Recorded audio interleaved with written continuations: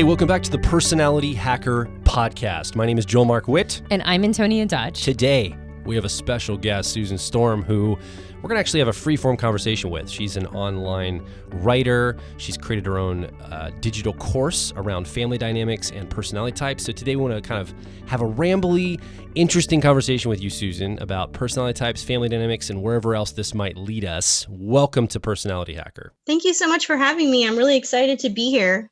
I'm a huge fan of your guys' work. Cool. So how many, give us a little bit of context on how many kids you have and what your family dynamic looks like. I have 5 kids, a 13-year-old, a 10-year-old, a 5-year-old, a 2-year-old, and a 1-year-old. And, I'm an INFJ and my husband is an ESTP. So in our family, usually when people talk about kids, they get into the not generational differences, but the birth order. Yeah. Like oldest children are always kind of this way, and middle children are always this other way, and youngest children are always another way. But in our family, it's actually very different because our oldest child is very much not like your typical oldest child, being that she's an INTP.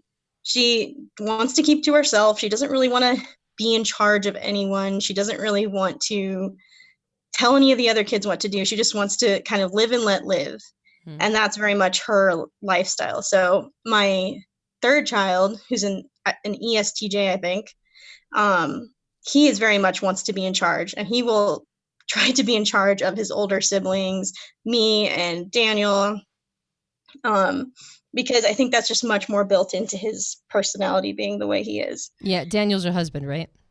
Yeah. Okay. Mm-hmm. And the third kid was, the ESTJ is 5 years old, you said? Yeah. And he tries to boss his older siblings around? Already? Oh, yeah. That's awesome. Yeah. Yeah.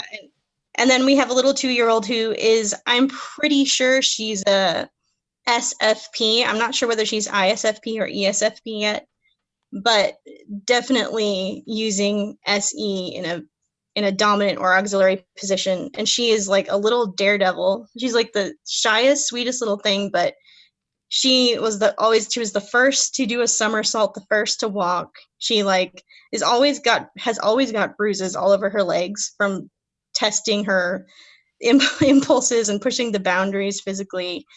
She's super adaptable. It's really interesting we have in our family 2 judgers, me and the 5-year-old, and then the rest are perceivers except for the 1-year-old, and I don't know what he is yet, but yeah. It's really interesting to see the differences when you're traveling on a family vacation. I don't know if you have perceivers. Do you have any judgers in your family? Sawyer, my second son, is an ESTJ, so yeah, my oldest is an ENTP, ESTJ middle child, and then Piper, we're pretty sure she's an ENFP.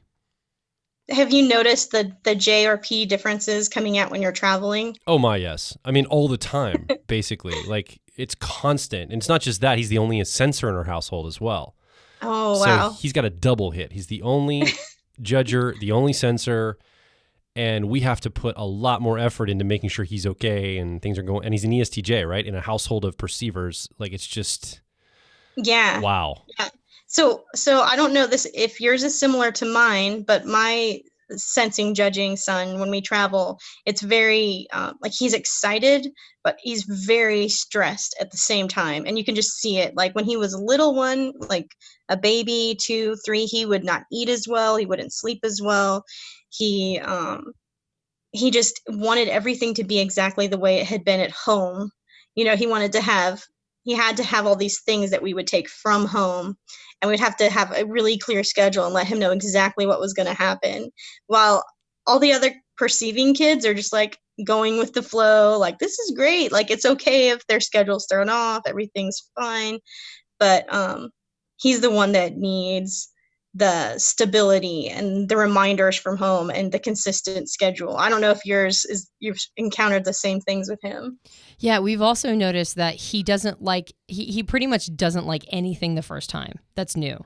So what we try to do for him, or a little hack we've developed for him, is that we make sure that if anything is kind of a big thing, like a big, very new experience, we make sure that we fold in being able to do it twice. because the first time he's never going to enjoy it because it's just too new. He's just acclimating to it. And then we go back the second time and then he can enjoy it the second time. Yeah, that's very much my 5-year-old is the exact same way. In fact, he asks when he tries a new food, he'll ask me, "Have I had this before, Mommy?" Like he wants, and even if it's something he hasn't eaten in a while, if he knows he's had it before, he'll go ahead and try it and be confident. But if he's not had it before, he gets really hesitant and worried about trying the new food. Yeah. So yeah. Sawyer at that age used to always ask the number one question I remember him asking at that age was, "Are we allowed to do this?" Like you'd always go, "Are we allowed to do this? Are we, like, if we'd crawl on, I don't know, like, rocks or something," he would just go, "Are we allowed?" And it was such an interesting question for Joel and I, because we're like, you don't have to worry about that, kid. Nobody cares. But I eventually got to a place where I wasn't just dismissing the question. Like, that's a dumb question. We're allowed to do whatever we want to, as long as we don't get caught. Right. But I realized I needed to honor that question more. Yeah. Yeah. And that's one thing that I just love. I love so much when I get, more than even writing blog posts or anything I do for Psychology Junkie, I love when I get a family that comes to me and I can work with them as an entire unit, because it's so interesting, the dynamics that are going on between the different people and the misunderstandings and the way, kind of, if there's like a predominant personality type in the family, they kind of trample over like one of the children, or even one of the parents sometimes, because everyone is expecting everyone to be on the same page and they're just not. So it's so great that you can know about this for your kids so that they can feel like their needs are being met. Well, and in our family, I mean, if we're accurate on our kids' type guesses, and by the way, I have like multiple questions that have come up for me. So I have so many questions I want to ask, but just as an observation of what you're talking about, if we are accurate in our type guesses for our kids, then that means everybody in the family is leading with extroverted intuition, except for Sawyer, who has it as his 10-year-old or tertiary function. So we're encouraging him to be in his tertiary all the time. It's a context that totally encourages that.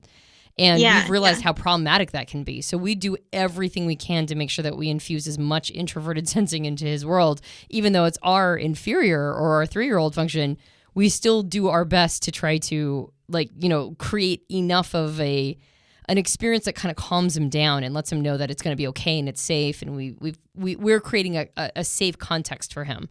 And it's not been easy, but man, if we didn't know, we wouldn't be trying at all. And I can't even imagine how neurotic we'd make them. Yeah, I mean,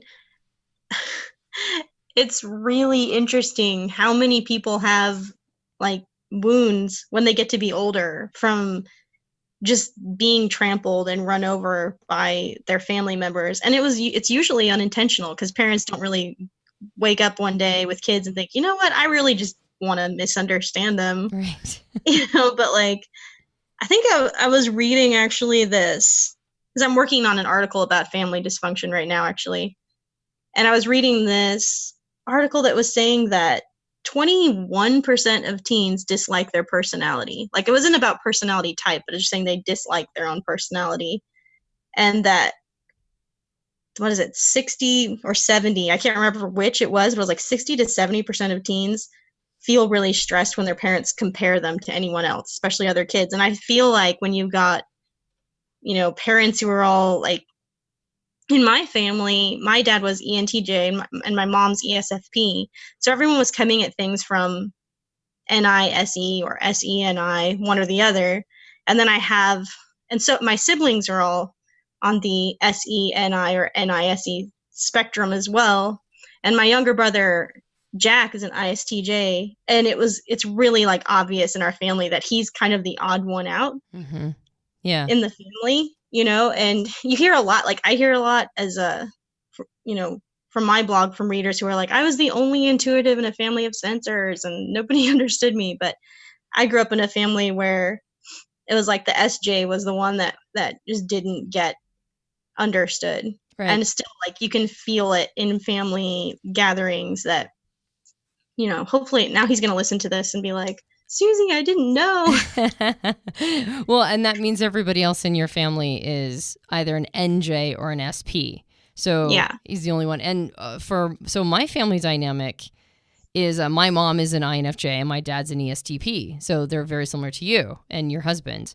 And so I always find it really interesting when you guys talk about your relationship, when I've seen you guys sort of mention it in tweets and that sort of thing, because I'm very familiar with that dynamic because of my parents. And in my family, everybody was either a TP or an FJ, except for my brother, who was an ENTJ.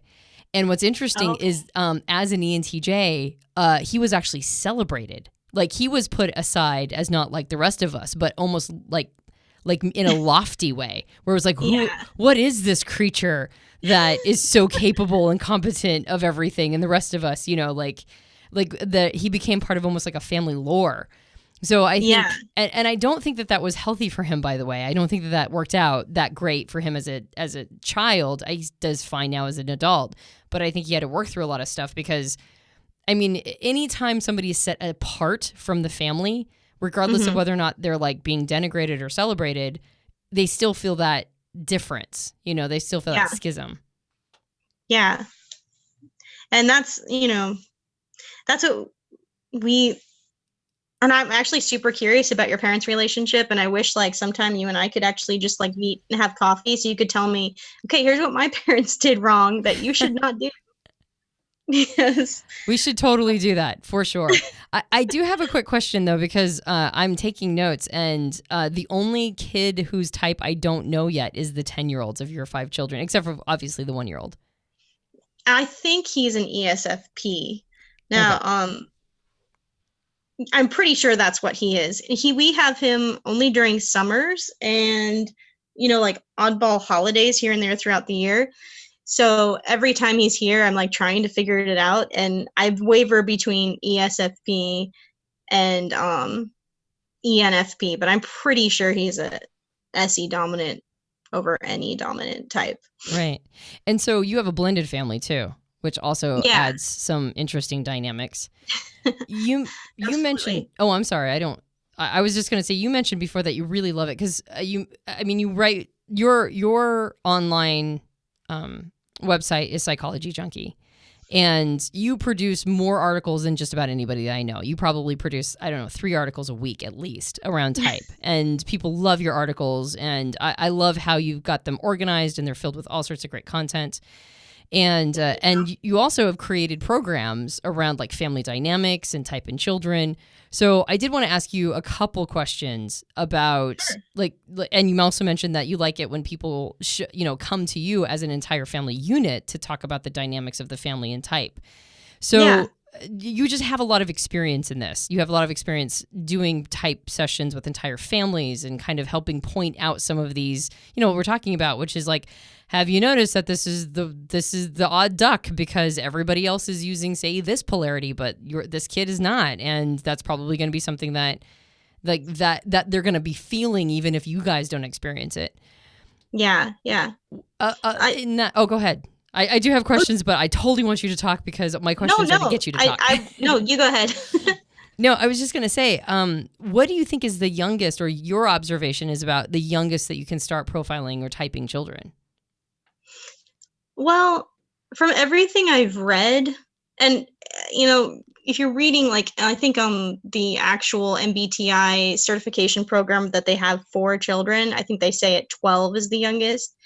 From my experience, it really is largely dependent on the family. Like a lot of times if I can observe a child playing and just having a good time, and I can get to know them pretty well for over several hours, then I can get an idea, and it depends on the kid. Some kids are more, okay with just putting themselves out there and they're just in their element, and other kids are more private and keep everything to themselves and take longer to open up and longer to just feel comfortable with someone else. But I feel like, I've been around 2-year-olds where I'm like, okay, this child is definitely using like SE or SI, or I feel like that the perceiving preferences are what I notice early. Although FE can show up, FE can be pretty obvious early on too. But I usually don't actually type kids for families if they come to me until they're at least 7. And even then, it's like I might not be able to get the entire type correct at that age. It's kind of a let's see what we can find out, but I can't promise anything. But a lot of times at 7, between talking to the parents and then spending time with the family, I'm able to figure it out at around that age. So you've Susan mentioned something a couple times now that I'm like I want to zone in on, because I've actually never really. I mean, I guess there's got to be this out there. It sounds like you're almost doing some family coaching with families around personality types. Am I understanding that correctly? Yeah, it's really, if I could just do that, that would be my dream come true, probably. But I do actually a lot less of it now than I used to. Sure. But yeah, it's really exciting to have like a group come in and with all these different types of people. And what I do is I usually get out a whiteboard or a piece of paper, and I will like put down, if they're really new to type, I'll start with just putting down all the dichotomy preferences of each type and explaining the differences there. So yeah. What I hear in the midst of what you're talking about is that there's probably a couple things that you always notice going into a family. Mm-hmm. And I'd love to explore a couple of those things. So one that I just picked up from what you said is there's a dominant energy of the household, or it's like a dominant, almost like if you could bring down the family into a personality, there's a personality of the family itself. And it probably is set by the majority and or the mom and dad makeup, right? Or the configuration of the parents, not always sometimes mom and dad, but whoever's the parents of that situation, or the guardians, the adults, quote unquote, they're in charge. Mm-hmm. And so that is probably one of the biggest factors of the starting point of the work you're doing, I'm guessing. Is that right? Yeah. Is figuring out, is there a predominant type culture, or is this a mixed bag family? And what's the like, is that a 50-50? Is that a 70-30? Like what is it when you go in, do you typically find a dominant personality or not? A lot of times you do. A lot of times people are, at least in my experience, and I'm really curious what your experience is because you've worked with a lot of people as well. But in my experience, a lot of people marry someone who is egocentric with themselves. So someone who's got at least 2 of the same cognitive functions as they do. So, or oftentimes all 4. Like I meet so many, ESTP INFJs or ISTPs ENFJs, people who marry their opposite type. I mean, opposite as far as the dichotomies are concerned, but the same cognitive functions. So, I mean, you did that, right? You did that, right? You're in a relationship with almost your exact opposite. Yep. So a lot of times there is a predominant type as far as like shared cognitive functions. It may not be like the same letters, but a lot of times you'll have like an NESI family, and then there's a kid that's NISE, or you've got a family that's very TEFI, and there's a random TIFE user in there. And a lot of times it's sometimes one parent is leading the charge more in the family. A lot of times it's the mom who's ever or if there's a stay-at-home dad, it would be the dad. A lot of times the person who kind of leads the family type culture is the one who's at home more and spending more time around the kids and having more of an influence there. And so like in one family, I know there's an ENFP mom and an ISTJ dad, but the ISTJ dad comes home and he wants to go to his office and do his thing. And so the ENFP mom has a lot more influence with the kids, and there's, so yeah, it is interesting. A lot of times people end up marrying other people who have similar or almost the exact same cognitive functions, but in a different order. So I've noticed also, I mean, I don't know this to be true, but I have a burgeoning suspicion that there are certain type qualities that run in certain families. Doing just having done a few different family trees with type, it seems that certain qualities come through, not just physical characteristics, and it would make sense that personalities would also sort of come through different lines. And so Yeah. and so then you get these anomalies that pop up, right? Like in a predominantly, let's say even a predominantly sensor family, one person happened to marry an intuitive, and now they've got like one or two intuitive kids, and then that person doesn't really fit in with the sensor side of the family as much. Yeah. Or the opposite. You could have like an intuitive family, and then one of them married a sensor, but now you've got sensor kids sort of that are like cousins. And not that it's that, that cut and dry, but I have noticed that certain qualities and characteristics tend to run in certain families around dichotomies as well, and cognitive function specifically. And so, then you get this weird, like this ugly duckling thing where did this person come from? How did they show up? So in a situation like that, when you observe that in a family dynamic, what's some of the advice you give them? Not just pointing out the differences, but what's some of the specific advice you give for people who might not be able to really grasp all the nuances of what you're saying, but if they get one or two takeaways, this is what they should leave with? I a lot of times work on just communication, like how to talk to your child in a way that works for them. So if you've got a family of intuitives and you have a sensing child that's on the outskirts, telling the parents, don't just give them some big picture of what you want them to do. Even if it's something like, you're asking them, hey, go change the laundry over or something like that. Tell them specifically what you want them to do. Don't jump around all over the place in time while you're trying to explain something. Like, speak in a linear progression. How to speak to a sensor child in a way that works for them, how to help them in homework in a way that works for them. They want specifics. They want to get their hands on things, whereas intuitives are going to want to start with the big picture, and they don't want a lot of like hugely detailed instructions. How to show appreciation if you've got a thinking family and you've got one feeling child, or how to balance, how to give criticism in a way that won't tear them down or make them feel like rejected. How to start off if you're giving criticism with praise and acceptance, and showing that you care, and showing them, saying, I really care about you, and here's some really positive things that I see you doing. I'm going to say something that might be hard for you to hear, but my intent is this. And if you need time to think this over when I'm done giving you this, telling you this, that's fine. But showing how to give criticism to feeling types. So a lot of times if you have like one feeling type in a family of thinkers, they kind of get railroaded. And so basically a lot of it comes down to communication. If you've got a judging child in a family of perceivers, letting the perceivers know, let this child know that they need, not let this child know, but let this child know what's going on. If you have a plan, let them know ahead of time what it's going to be. If you spontaneously expect them to just jump right into an activity, it might really stress them out. And this can often comes as a surprise to people. Some of these different things that cause different children stress.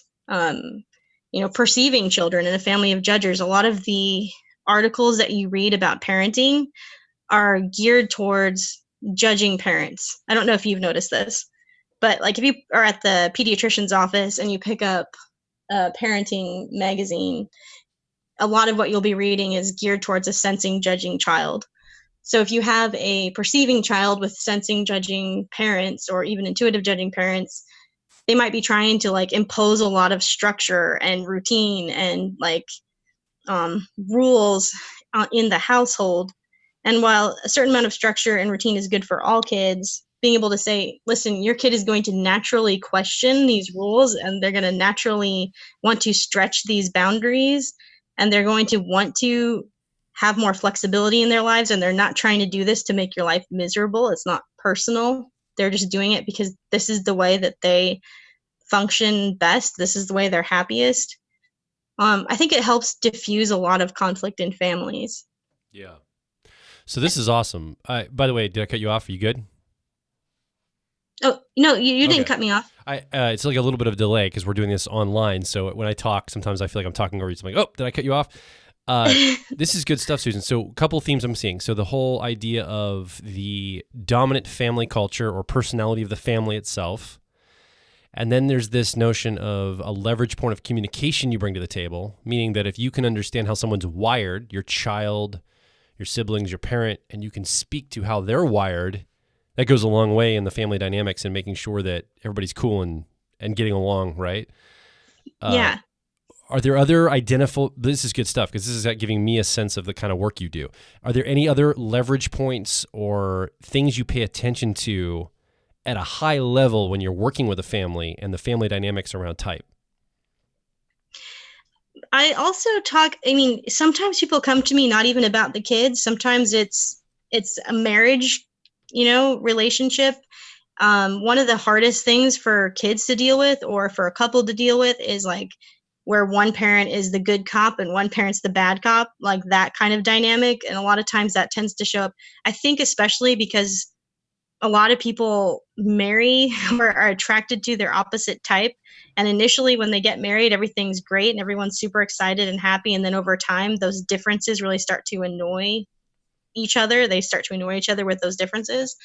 And then when they have kids, it even further complicates things because you end up with one parent who I feel like I see a lot of the good cop, bad cop parenting dynamics going on with children in a family. So you have like a ENFJ or a feeling dominant type raising their kids one way, and then you've got a thinking dominant type trying to do it the other way, and then there's this like clashing going on, and the kids sense it, and it creates, all this conflict and fragmentation in the family. So that's another thing I look for is ways to kind of help. And I'm not a psychologist, just to clear that up. I don't, I'm not diagnosing mental illnesses or anything like that. But sometimes if a couple or a family comes to me and they're like, listen, my wife's always fighting me on this, or my husband's always fighting me on this, we can really if I can sit down with them and figure out where that's happening, a lot of times that's another thing that I look for and try to help people with is that good cop, bad cop parenting scenario that a lot of families end up falling into. Yeah. So I'm going to ask you in a moment here, if somebody wants to find out more about what you do, I want to give them one place to go that they can start their journey to find out more about what you do. And I also want to ask you to mention a little bit about, you basically designed a course around this. And so I want you to just talk about that for a moment. But I will ask you this kind of a question to kind of land the plane here around this specific topic today. What have you changed about your parenting or your relationship? Like, how do you show up different as a mother and a wife because of the work you've been doing with families? Like, how has this personally affected you and your family dynamics? It's affected me in so many ways. I still, and I know I've been talking a lot about helping families and that, I want anyone who's listening to this to know that I certainly have a lot of the same struggles that any other parent has. Sometimes I feel like I don't know what I'm doing at all. I think a lot of parents feel that, and I certainly do. So I really love any lessons I can take from personality type. For me, the communication thing is probably one of the biggest gifts that I've gotten from learning about personality type is knowing how to communicate with my kids in a way that speaks to them. And also you can just not take things personally as much. There's a lot less hurt feelings when you know where each person in the family is coming from.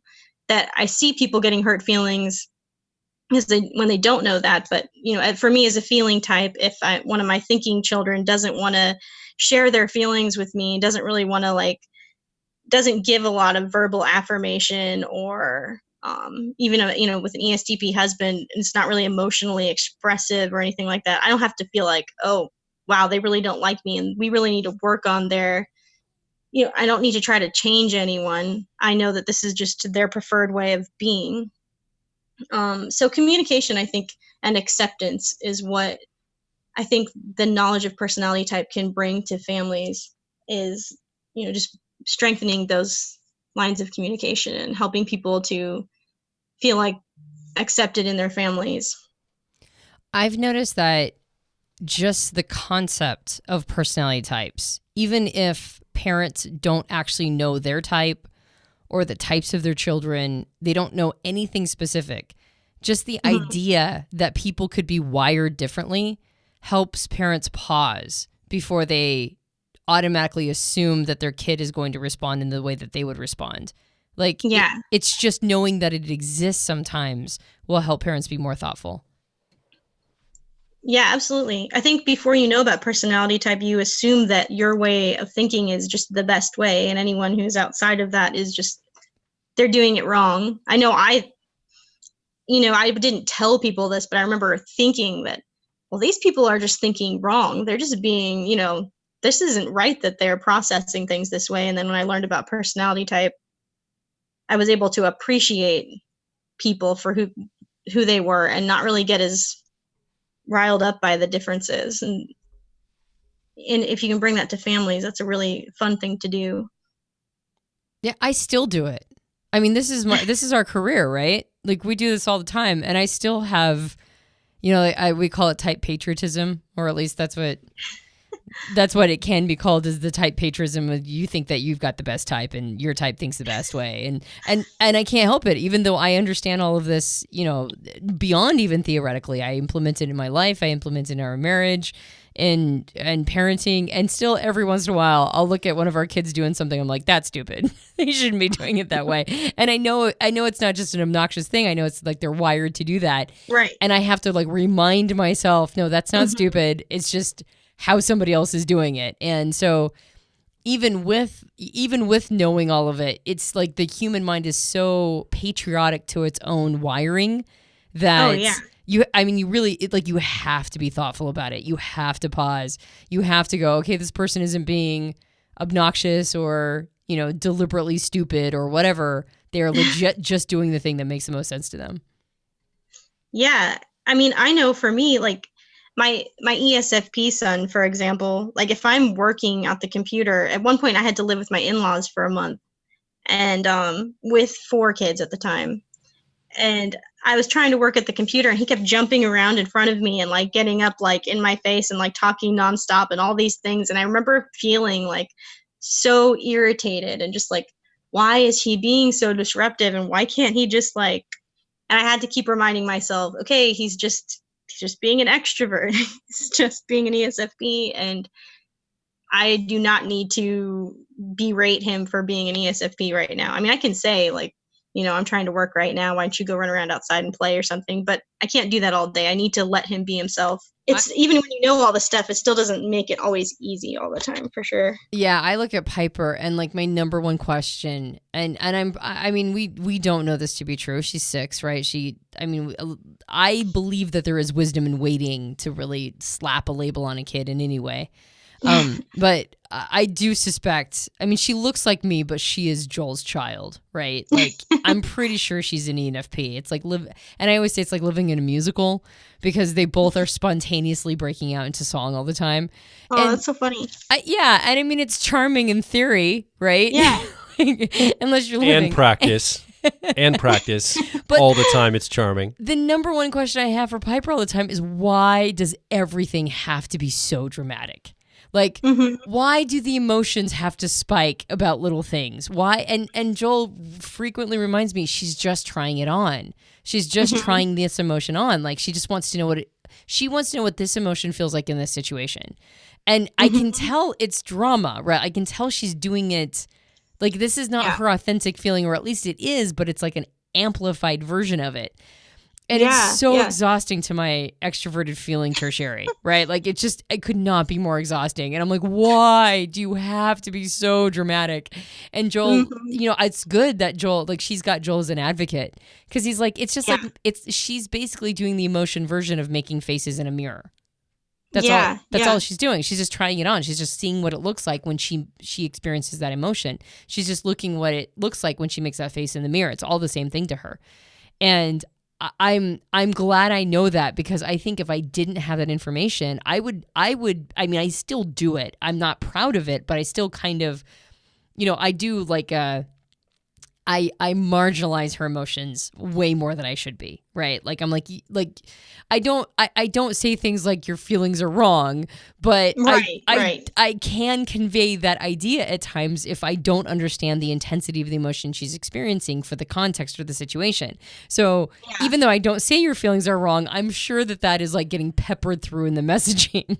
And and I'm so glad that I have Joel to remind me, but I'm also glad that I have this tool where I can go, like, this is how she learns. Like, do I want her to be a well-rounded ENFP? Well, then she's got to try these emotions on for size. I'm pretty sure my 2-year-old is going to be an ESFP, but like you said, you don't want to like force them into a box or like try to assume everything they're doing is related to type too young, because that can backfire. But already like seeing these dramatic displays of emotion very frequently that I haven't seen, like I didn't see in my 3 older children for sure.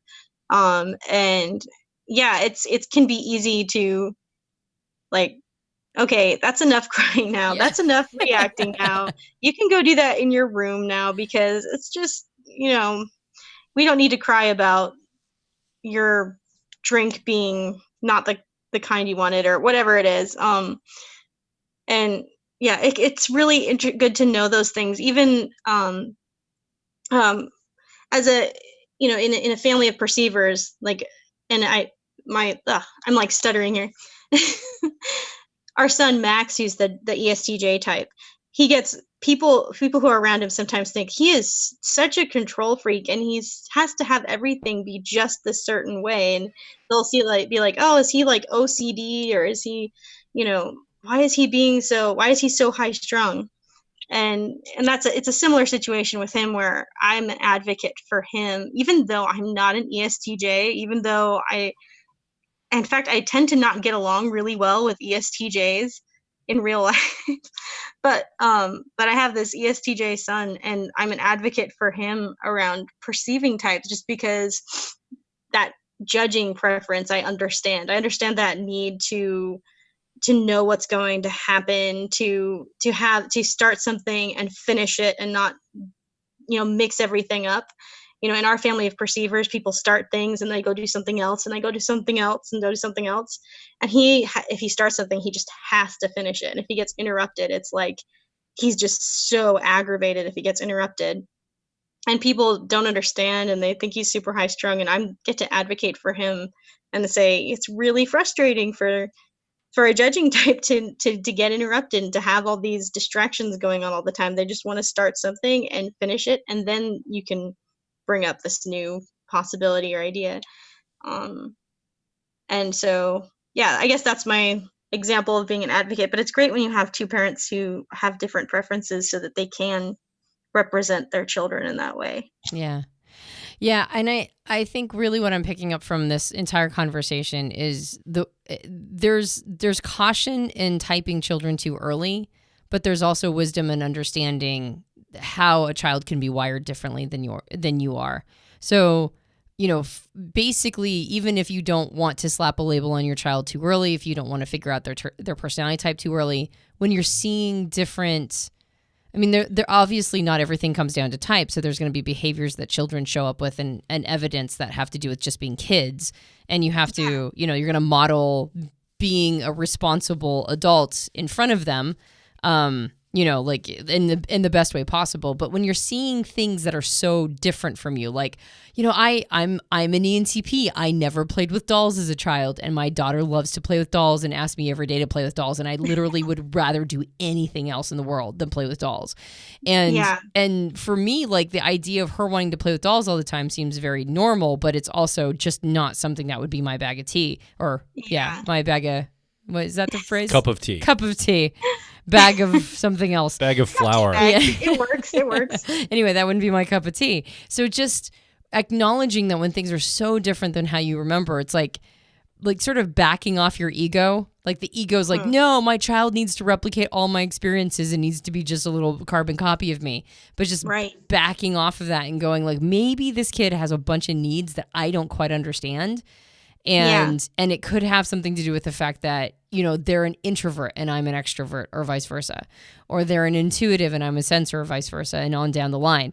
Just maybe seeing really sort of the more obvious low-hanging fruit elements of their personality type and just trying to honor one or two of those things. And I think that makes a big difference to a kid. Yeah, even if you only know one preference, like that can make a huge difference in the life of your family. I mean, even if you just know that they're a feeler or just that they're an introvert.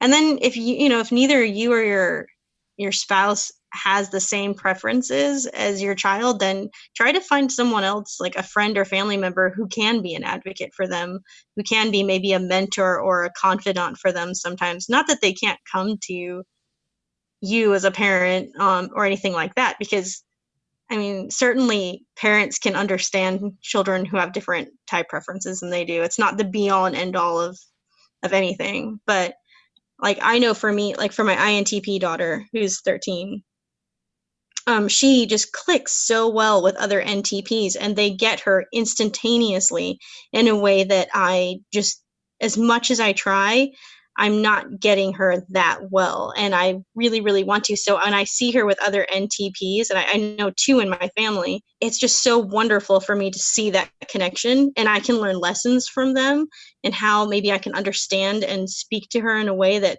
works better. And she can also have that enjoyment of being able to spend time with people who just get her instantaneously in that way.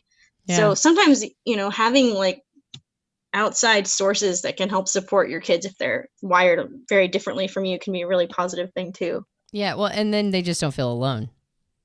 Exactly. Yep. So I want to ask you now about the course you created, because you basically have taken all this learning, this coaching, and you developed a digital product around it. Is that right?